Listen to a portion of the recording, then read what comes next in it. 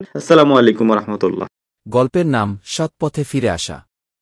একটি ছোট গ্রামে থাকত এক যুবক, নাম তার রাশেদ। সে ছোটবেলা থেকে নামাজ রোজা করত না, মসজিদে যেত না এবং অনেক সময় মিথ্যা কথা বলত। তার মা ছিলেন একজন ধার্মিক মহিলা, যিনি সবসময় তার ছেলেকে সৎ পথে ফেরানোর চেষ্টা করতেন।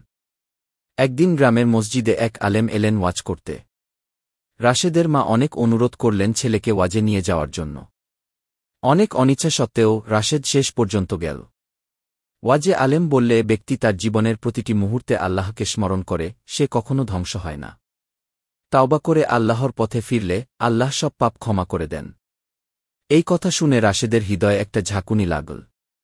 তার মনে হল এতদিন সে কত ভুল করেছে। ওয়াজ শেষে সে চোখের পানি ফেলতে লাগল এবং আলেমের কাছে গিয়ে বলল, হুজুর, আমি অনেক পাপ করেছি। আল্লাহ কি আমাকে ক্ষমা করবেন? আলেম মুচকি হেসে বললেন, আল্লাহ বলেন, হে আমার বান্দারা, যারা নিজেদের প্রতি জুলুম করেছ, তোমরা আল্লাহর রহমত থেকে নিরাশ হয় না। আল্লাহ সমস্ত গোনাহ ক্ষমা করে দিতে পারেন। তিনিই পরম ক্ষমাশীল, পরম দয়ালু।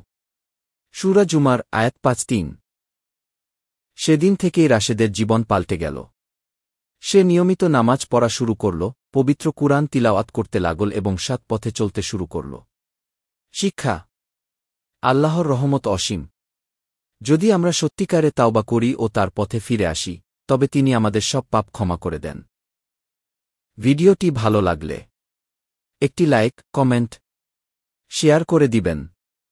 আপনার একটি শেয়ার অন্য মুসলিম ভাইবোন বা অন্য ধর্মের ভাইবোন দেখার সুযোগ পাবে। চ্যানেলটি সাবস্ক্রাইবার করে দিবেন।